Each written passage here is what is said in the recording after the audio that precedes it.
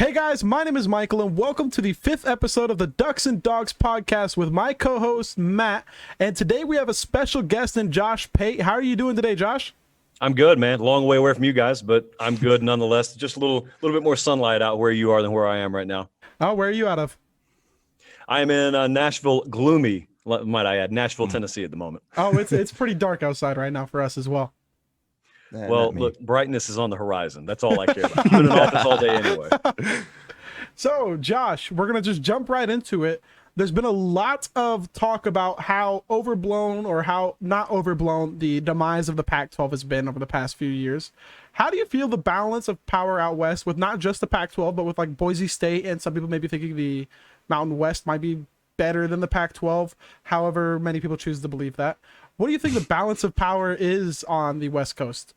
Well, wait, do you guys believe that? No. Or people who believe that on this? Okay, so let's clarify that. Okay, so I'm with you then. I do not believe that. Like, we got to contextualize our criticism somewhat. SEC fans in fifth quarter have said it many a times. Yeah. Right. Well, they're wrong.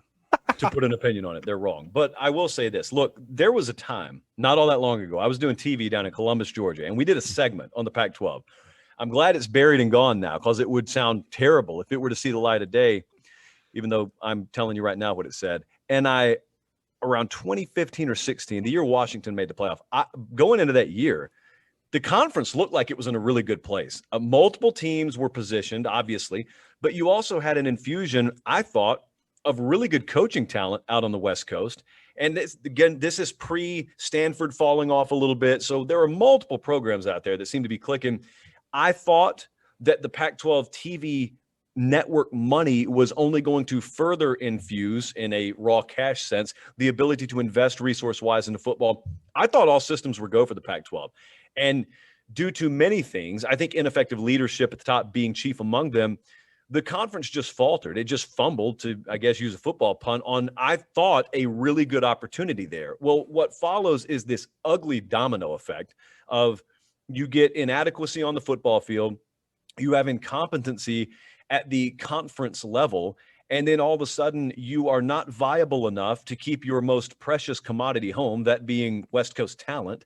And so now instead you get to wake up every morning on Saturday and you get to watch DJ Uyunglele play for Clemson and Bryce Young play for Alabama. And it's just like, I would be beyond livid if I were on the West Coast, being a Pac-12 fan of a team, but then also just knowing my team is attached to the conference. I can only be as healthy as the conference is. Like, that's what we talk about in the South about the Pac-12, outside of just the fun and, the joke making. Like, that's the real deal. That's where the rubber meets the road with the Pac-12. Yeah, and Matt, do you want to share your opinions on the same subject? As you're in Wyoming now, which isn't Pac-12 country necessarily. You're more Mountain West territory, I guess. Wyoming, I'm a little more populated than that in South Dakota here, bud. But yeah, it's all the same. But I'm in Big Ten country, believe it or not. Being in South Dakota, you got a lot of Nebraska fans out here, a lot of Minnesota fans, all that stuff. It's the same conversation. People are like, "Oh, you're a Huskies fan?" Like, okay, like, cool, big deal. It's just that same conversation of just, it's faltered off since, I would say, 2016. I think Stanford being the weak team, like falling off after their run with Andrew Luck, Christian McCaffrey, all that, them being solid, like, Josh said, it really created a domino effect, and it's affected pretty much every team, I would argue, except for Oregon. I think Washington hasn't been hit by it yet, but with recruiting, how that's going, that is probably soon to fall as well. But we'll get a bit into that later. So I'll let you continue it on. So, Josh, do you think that's going to change? Do you think the Pac-12 is heading in a better direction now? You do have a lot of coaches people respect there. You have Herm Edwards at Arizona State. A lot of people still have a lot of respect for David Shaw. Jimmy Lake is a well-respected coach out of his peers that I've talked to. They respect him as a play caller, as a coach in general. Mario Cristobal is getting a lot of respect. Chip Kelly at one time was a respected coach. Do you think that's outlook is changing for the Pac-12? I'll go one hand and say, I don't think the outlook can get a lot worse as a Power 5 program. So the default is, stands to reason it could get better. I think the two things that stand in the way right now, from a coaching standpoint, is, like you said, the fall off of Stanford. And there is no reason to believe in the immediacy the caliber of that program is really changing. Now, David Shaw's a proven commodity, so it may be one of those is what it is sort of situations at Stanford. When Peterson arrived at Washington, it was a huge deal. I mean, that was a ground-shaking moment for college football, and he elevated the program. Thought he did wonderful things there. Jimmy Lake now, that handoff, which is still too early to judge because I don't know what to make of 2020, nor does anyone else. Thank you, by the way, for that. Yeah, that's pivotal, man, because here's the I'm not going to call it a misconception. Maybe it's true. The popular sentiment out there right now is when you have a new coach that comes in, if he's an offensive guy like Sark at Texas, every benefit of the doubt is given. Everybody assumes the best. But when it's a defensive guy, even if he rises through the ranks like Jimmy did at Washington, and he's a proven commodity at Washington, people are so hesitant. So then you attach that to what nationally is called the Pac-12 stench right now, and people are just hesitant to buy into Washington. They could go so far in not only helping themselves, but helping the branding of the Pac-12 in that whole week 2 kind of confluence of events that's happening. Oregon goes to Ohio State. You've obviously got Washington going to Michigan. This is off the heels of UCLA welcoming in LSU. And so it shouldn't be this way, but I think the three of us know it will be this way, that the book's going to be written, or a lot of people are going to want to write the book on the Pac-12 by the time we kick things off in week 3. And you'll have a talking point. You'll have a good old-fashioned narrative that's going to be hard to shake if the Pac-12 goes 0-3 in those games. I agree. And to go along with Jimmy Lake, I think a lot of the reason people are a little more skeptical is, along with, not knowing what's going on with 2020, it's the recruiting. That's one thing we have to go off of. One thing we have that we can look at. It's like, okay, we're 1.5 classes in pretty much. 2022, people are starting to commit, pick their schools, and focus on their seasons coming up. The lackluster recruiting there seems to be an issue. Do you think that that's something that's concerning for Husky fans? The reason I'd be concerned about it is because the typical excuse, like if you didn't know recruiting and you just followed the Washington football program, what I would say at this point, if I were that person, is, well, but we don't have a lot of in-state talent in Washington, so it's hard to recruit up here. That's not the case, man. We've had several major players coming out of the state of Washington. Like I'm in our 24/7, I'm in a little auxiliary office right now, but over here I'm looking at my studio, and the reason I point to that is because that's where we do our signing day shows. And I remember on signing day, we were interviewing, I interviewed Emeka Egbuka, who goes to Ohio State, 5-star receiver. I interviewed JTT, who eventually goes elsewhere. And so, I remember thinking to myself, even if I cover recruiting, and I remember still being taken aback by how much talent there is in Washington. And it wasn't just a one-cycle thing. And so I know they kept the quarterback home, but man, that's a golden opportunity. If you grow up in the Pacific Northwest, that's not an every cycle thing. And so it's got to sting. Yes, it absolutely has to sting to see that once in a lifetime opportunity, and then see folks from 2 time zones away come in and take those players away. Yeah, there were 4 blue chip prospects, I think, in Washington's class last year, and there were 7 in the state of Washington. Yeah. I mean, when does that happen? When in the world does that ever happen? Yeah. As somebody who played high school football from 2016 to 2019, when a lot of those guys were coming through high school, Emeka Egbuka was on my rival high school. I played him multiple times in my career. A lot of those guys had so many eyes on him and getting national attention. The East Side Catholics, the Kennedy Catholics, the O'Days, all those schools producing this now national talent. You got to be able to keep a lot of that home. And I mean, the past couple of classes, 2021 is a bit, if you want to give an excuse, I guess 2021, being the first cycle, Jimmy Lake was still finding his footing. But with 2022, what we've seen, I mean, the first 4 or 5-star recruit in the state of Washington that has gone to Oregon happened with Jimmy Lake. So it's Jonathan Stewart, right, Mike? Mm-hmm. I mean, it has been a long time since Washington is missing out on those in-state 4 or 5-star recruits. And look, here's the problem, okay? Washington's not going to be a bad football program. As is, they're not going to be a bad football program. No. But when you look down the road, which is where the context is provided, Washington looks at Oregon, and Oregon doesn't have an in-state crop worth anything, even relative to Washington, and yet they're going full national. They're going to Texas and taking 5-star talent out of Texas, which is just absolutely unheard of. And so you're going to have a good, solid program. I'm watching this happen in the South with Auburn right now. Brian Harsin comes from Boise, and he's coming into Auburn, and it appears, it's early, but it appears he's trying to sell the locals down in Auburn on the fact that the Boise model will work here. We're going to develop. Don't worry about the star ratings. Like, they can take those 4 and 5-star guys. We'll just develop. And look, I don't doubt that he can develop. I don't doubt Jimmy Lake and his staff can develop. But it is a fool's errand to think that you're going to 4 and 5 times in a college football season be out-talented and you're going to scheme the opponent to death. Like, at this level, there are too many staffs that can recruit and develop and coach on game day. They can do all of it, to where you got to have at least a minimum baseline of talent. That's the biggest challenge for Washington. There's no coincidence that the top 6 recruiting classes are also the only 6 teams with playoff wins. It's almost like those rankings guys know something. I'm not on the council, so I can say that. I'm not bragging about myself. Who would have guessed, huh?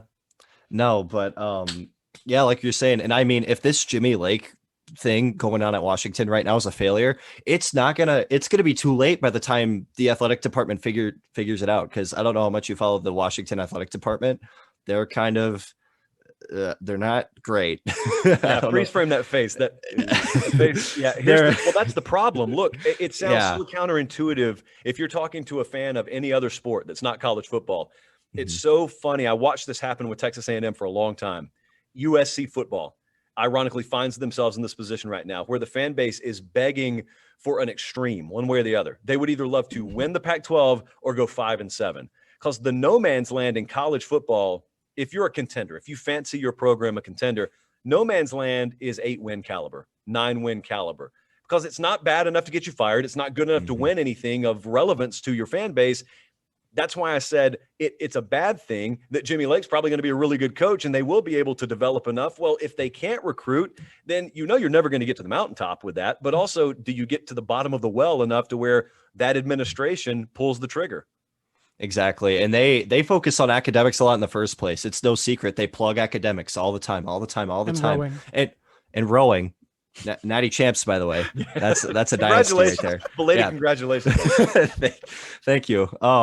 I wish I could say the same in football, but we'll get there. Whatever. Anyways, but yeah, like that administration totally focuses on academics, and Washington isn't a bad athletic school. And that's what drives me nuts about them, is that Washington is not a bad athletic school, and they don't plug it. They don't market it. A lot of these recruits kind of just look past it like, oh, UW, I get a good education. But with recruiting D1 at this level, it's not just the education that matters, especially with NIL now. It's the branding. It's, when am I going to be seen? How can I get to the NFL? And when you are comparing that to the likes of, teams Washington has recruited against, Ohio State, Oklahoma, Oregon, all those schools, I mean, those are looking a lot more appealing just because Washington's degree might be better in whatever aspect or whatever you're thinking of. Like, you got to be able to plug your athletic department, and just kind of that whole scene is a nightmare. And like I was saying before, to get the title back around, because I kind of went on a tangent there, but with that administration just being the way that they are, it's going to be too late by the time they kick Jimmy Lake out. I mean, you're going to have 2 solid seasons for Washington. I mean, a lot of people have Washington winning the North, if not being competitive in the North, top 2 in the North. And next season, just with all the talent on the roster, you could say the same thing. And then by the time that recruiting cycle, they're upperclassmen and they're already too far in the pit to do anything, it's going to be too late to get Jimmy Lake out of there. And you're going to start to see them at the bottom of the Pac-12 again. And therein lies the forever struggle of college football. If you don't reside at the very top, that is the forever struggle in the sport. Mm-hmm. Yeah, when what a lot of Washington fans, I think, expected when Chris Peterson stepped down was kind of similar to what happened at Oregon when Chip Kelly left. Had a couple years bad, a couple years to get everything organized, and then eventually the athletic department would realize, hey, sports drive academia. Sports bring funding for academia. When Oregon got good at football, their attendance, their application rates all rose drastically, and it increased funding outside of just Nike for the schools. And a lot of people probably figured Washington's athletic department would have realized this and try and put an emphasis on hiring a good coach and getting that turnaround taken care of. If they're not recruiting well, that turnaround's not going to come as quickly as it did with Oregon, albeit lucking out and getting a guy who the players loved in a Mario Cristobal, who turned out to be an elite recruiter, and from what we've seen so far has done an amazing job at hiring staff. He's got guys on his staff who could probably be head coaches elsewhere, with the offensive coordinator, Joe Moorhead, and the defensive coordinator, Tim DeRuiter. They could both likely be at least group of 5 coaches. Yeah. And to circle back just a second on what you were talking about, again, this is something unique to college football. What you said there makes total sense to college football fans. You said you would think that the Washington administration, like the Oregon administration, they realize that football drives a lot of the revenue buzz. Therefore, it should be common sense, right? That you should prioritize and invest in football.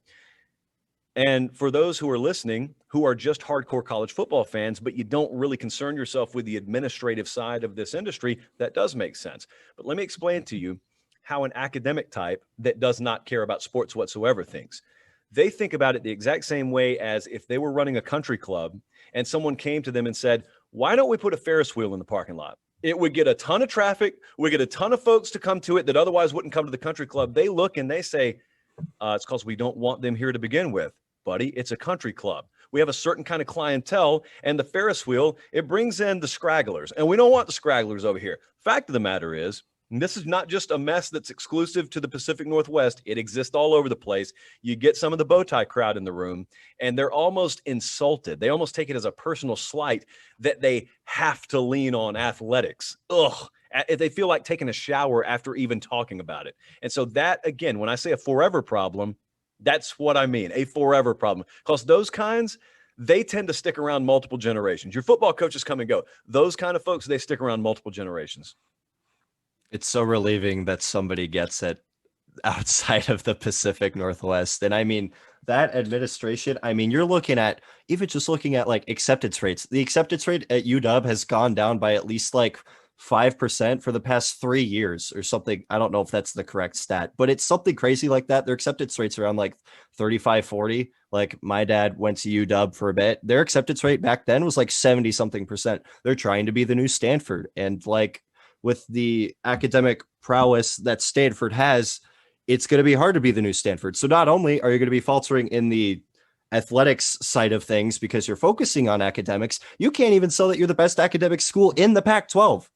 So then, like, what do you do then? It's right. Just, and so if you go back to the football aspect here, I think we can all acknowledge, even with the unprecedented in-state crop Washington's had, if you're going to compete at a reasonably national level, they have to have a national recruiting apparatus. Okay, so if you're going to go into Texas, or let's say you're going to try and get into the Midwest, I can attest from a kid who grew up in the South.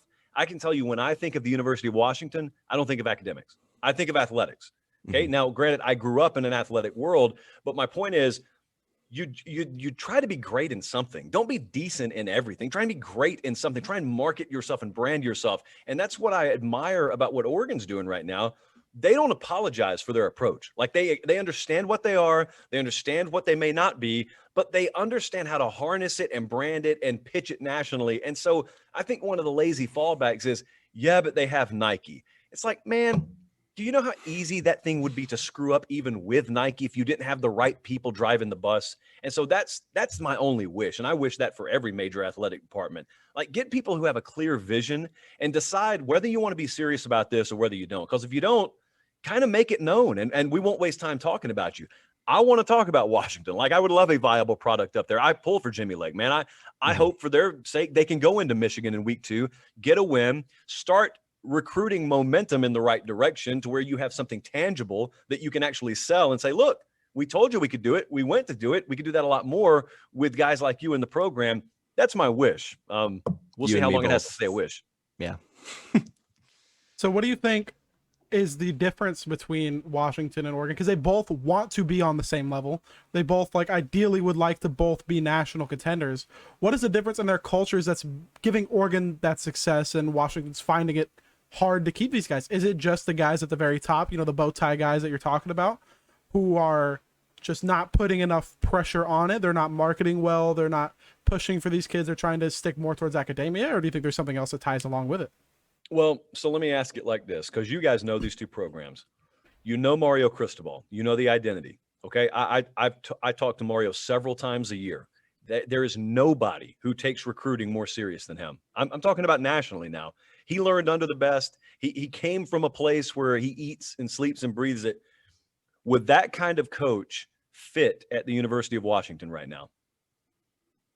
I don't think so. With the people who run Washington, no. With that kind of, okay, that's it's too the loud answer. And out there.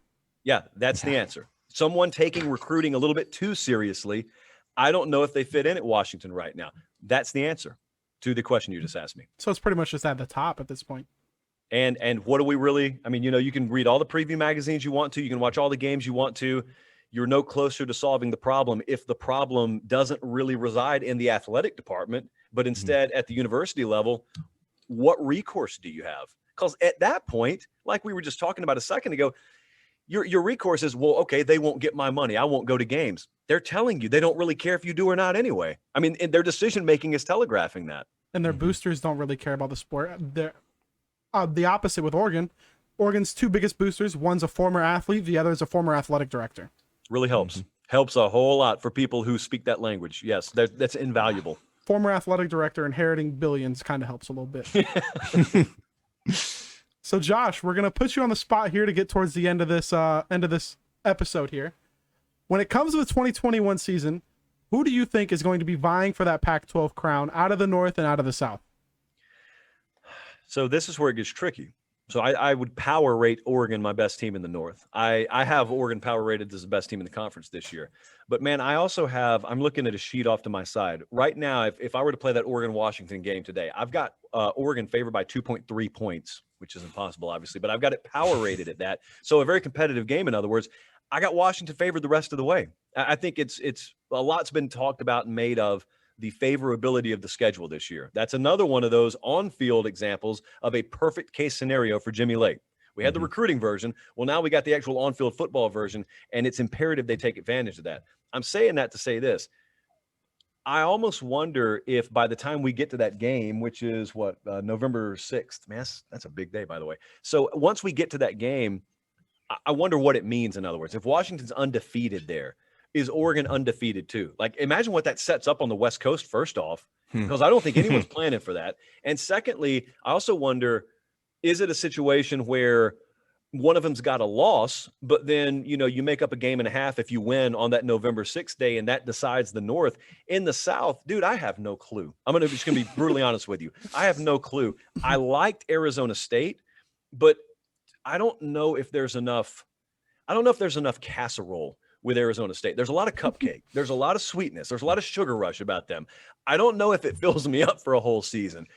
But then I look at Salt Lake City. I never hear a peep out of them, but Utah just sits there. And I know what they're going to rock out there. Like, I know what kind of team I'm going to get. And if I can get any kind of Charlie Brewer that I have seen statistically at Baylor in years past, and we have seen it. It's not like you have to guess about it. He can play. Yeah. I mean, I can't possibly go UCLA. They got totally screwed by the schedule maker. So I don't know what in the world Arizona State's going to be. I just, as a general rule of thumb in life, do not invest any of my emotional attachment in USC. And so I got to think Utah, as of today, is my pick. But I don't want to be held to that, because I can change my mind by the time I go to the parking lot and drive home tonight. Me and Matt actually have the same team winning the Pac-12, and it's the team you just said you give no chance. We both have UCLA winning the South. Okay, look. Sell me on this, because I may steal the idea. So sell me on this. So Matt, do you want to go first?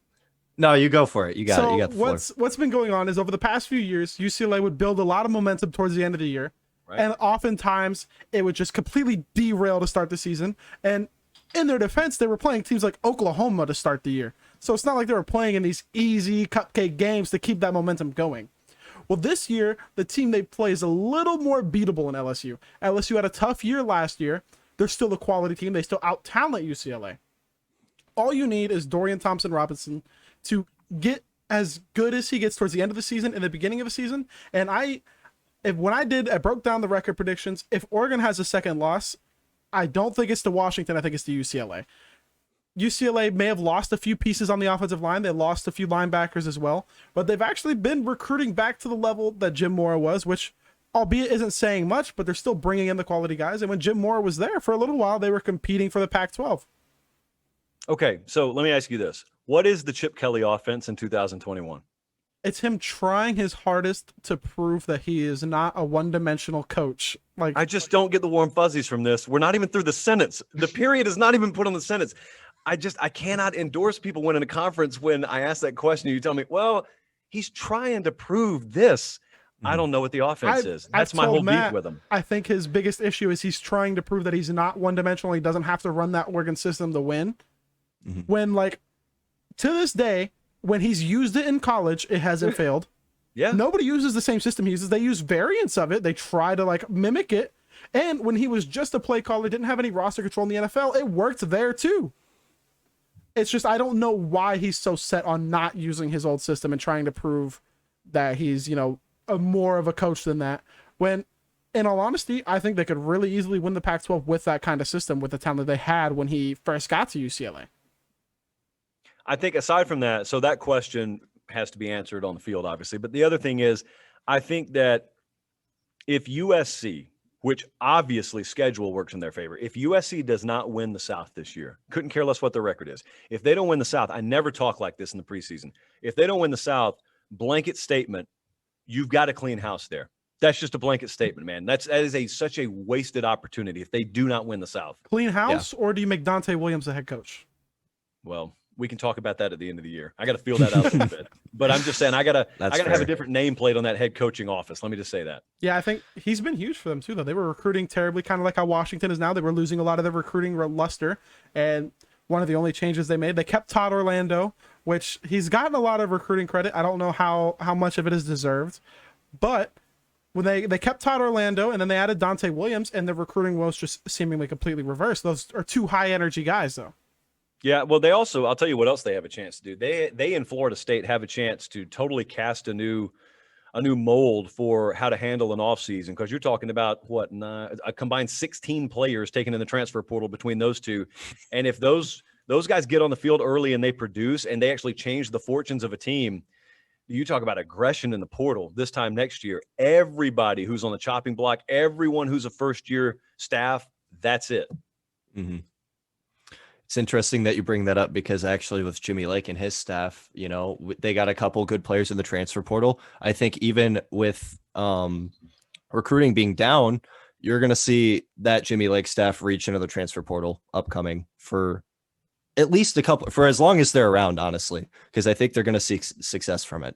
I think it's reasonable to expect for a number of staffs to do that. Yeah, for sure. All right, Josh, we do want to thank you for your time. We've had a great episode here. We've talked a lot about Oregon, Washington, recruiting, and just the outlook of the Pac-12 nationally.